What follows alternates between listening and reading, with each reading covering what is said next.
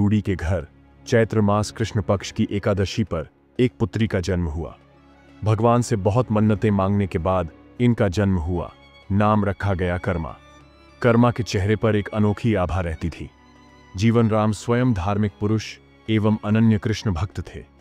उन्होंने अपने घर में कृष्ण भगवान का मंदिर बना रखा था। वे प्रतिदिन भगवान कृष्ण की पूजा करते और भोग लगाते तथा भगवान को भोग लगाने के बाद ही भोजन ग्रहण करते। यह उनके घर का नियम था। इसी प्रकार समय बीतता गया। कर्माबाई प्रतिदिन अपने पिता को श्री कृष्ण भगवान की पूजा करते देखती, उनको भोग लगाते देखती। यही सब देखते सीखते कर्माबाई का बचपन बीत रहा था। अतः बचपन से ही उस नन्ही कर्मा में भक्ति भाव के संस्कार थे।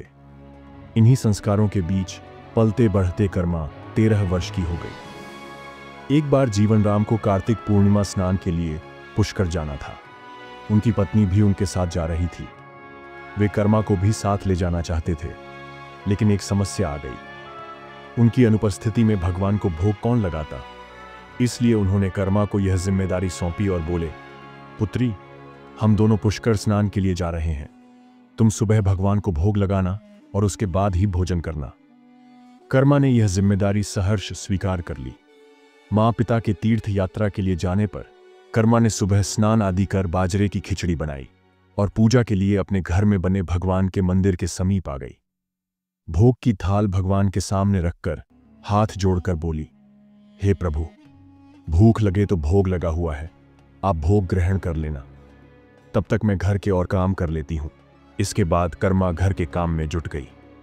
बीच बीच में वह थाली देखने आती, लेकिन भगवान श्री कृष्ण ने खिचड़ी का भोग ग्रहण नहीं किया। बहुत समय होने के बाद भी जब भगवान जी ने भोग ग्रहण नहीं किया तो कर्मा को चिंता हुई। उसने सोचा, क्या पता भगवान को खिचड़ी में स्वाद ही ना आ रहा हो, इसलिए वे भोग ग्रहण नहीं कर रहे। इसमें घी या गुड़ की कमी रह गई होगी। फिर जाकर उसने खिचड़ी में गुड़ व घी मिलाया और वहीं बैठ गई।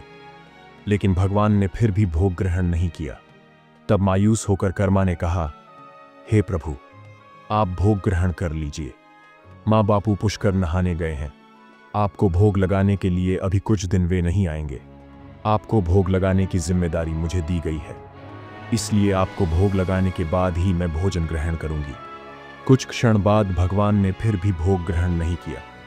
फिर कर्माबाई भगवान श्री कृष्ण से शिकायत करते हुए बोली, माँ पिताजी, जब आपको भोग लगाते हैं तब तो आप भोग ग्रहण कर लेते हैं, फिर आज क्यों भूखे बैठे हैं? इतनी देर हो गई है, खुद भी भूखे बैठे हैं और मुझे भी भूखा रखा है। यह सब बोलकर कर्माबाई भगवान के भोग ग्रहण करने की प्रतीक्षा करने लगी। परंतु यह क्या, अब तो सुबह से दोपहर, दोपहर से शाम हो चली। भूखी कर्मा अब मायूस हो गई और दुखी होकर रोते हुए बोली, हे भगवान जी, आप भोग ग्रहण कर लीजिए, अन्यथा मैं भी भूखी ही रहूंगी। अंततः कान्हा की मूर्ति से आवाज आई। कान्हा बोले, कर्मा, तुमने पट तो बंद किया ही नहीं, तो मैं भोग ग्रहण कैसे करूं? यह सुनकर कर्मा ने पट खींचकर ओंठ कर दी। भगवान श्री कृष्ण ने खिचड़ी का भोग ग्रहण किया और थाली पूरी खाली हो गई। कर्माबाई ने पलटकर देखा तो भोग की थाली में भोग रिक्त हो गया था। तब कर्मा बोली, हे भगवान, इतनी सी बात थी तो पहले बता देते। खुद भी भूखे बैठे और मुझे भी भूखा बिठा रखा था। इसके बाद कर्मा ने भी खिचड़ी खाई।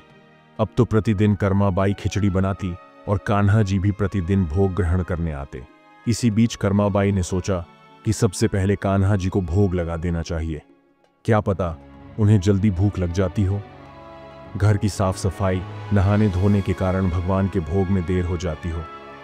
फिर वह सबसे पहले उठकर बिना किसी कार्य को पूरा करे भोग बनाती और प्रभु को भोग लगा देती। फिर कर्माबाई अपने दिन भर के कार्य करती। कुछ दिनों बाद उसके माँ बापू तीर्थ से लौट आए।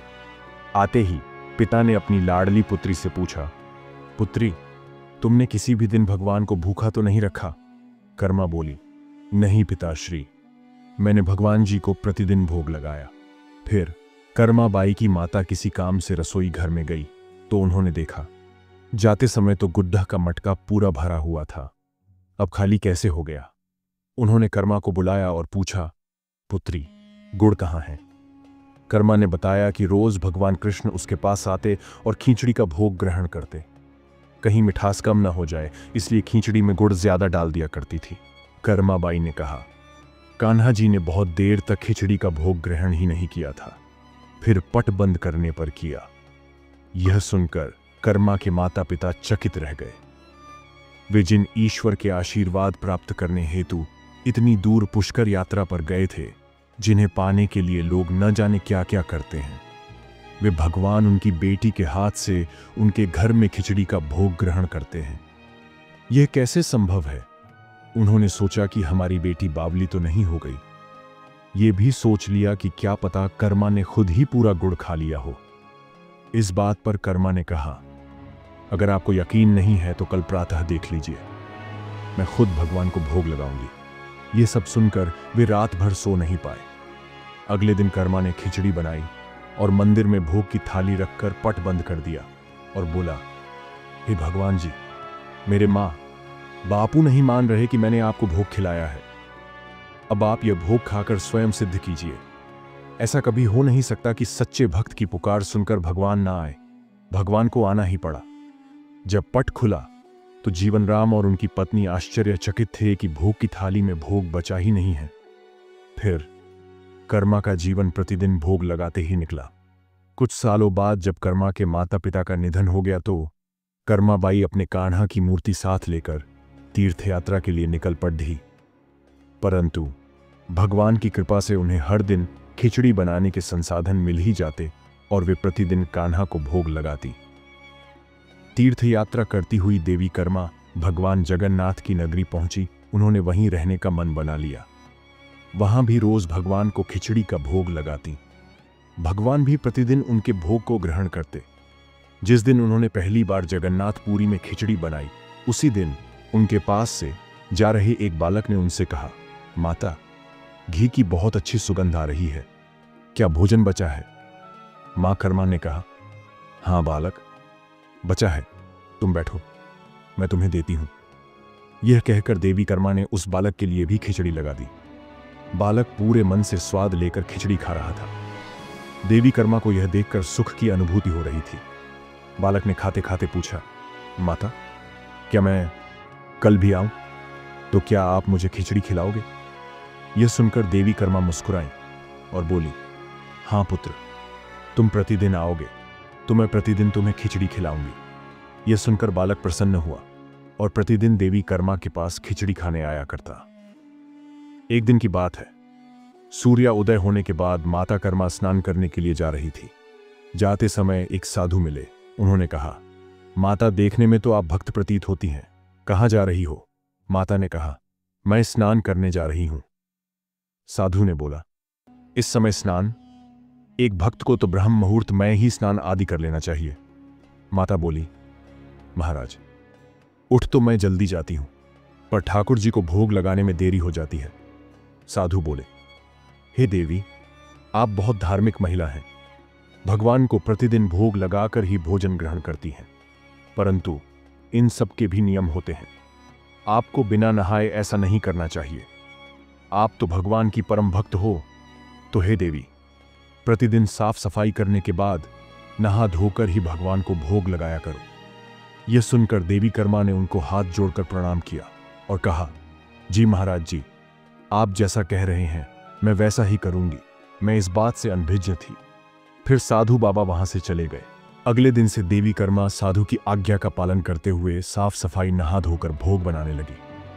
परंतु अब भोग लगाने में देरी हो जाती और जब तक भोग नहीं लगता उस बालक को भी भोजन नहीं मिलता। बालक आकर माता से कहता, माता, देर हो रही है, भूख लगी है, भोजन दो। माता कहती, थोड़ी देर रुक जा छोरे, मैं भोजन दे रही हूं। बालक जल्दी जल्दी खाकर भाग जाता। कुछ दिन ऐसे बीते, परंतु यह कौन जानता था कि वह बालक स्वयं भगवान जगन्नाथ हैं, जो प्रतिदिन बालक का रूप धारण कर कर्माबाई के हाथ से बनी खिचड़ी खाने आते थे। इतने दिनों में जब जगन्नाथ मंदिर का पट भोग के लिए खुलता तो भगवान के मुख पर की खिचड़ी का जूठन लगा होता। वहां के पुजारी ने मुस्कुराते हुए मन ही मन कहा, हे प्रभु, आपकी लीला भी अपरंपार है। न जाने किस भाग्यवान भक्त के यहां आप जाकर प्रतिदिन खिचड़ी खाकर आते हैं। फिर पूजा अर्चना हुई, दिन बीत गया, रात्रि हुई। रात्रि को पुजारी के स्वप्न में भगवान जगन्नाथ आए और उन्होंने पुजारी से कहा, हे भक्त, तुमने सही पहचाना। मैं अपनी एक अनन्य भक्त कर्माबाई के यहाँ प्रतिदिन उनके हाथ से बनी खिचड़ी खाने जाता हूँ।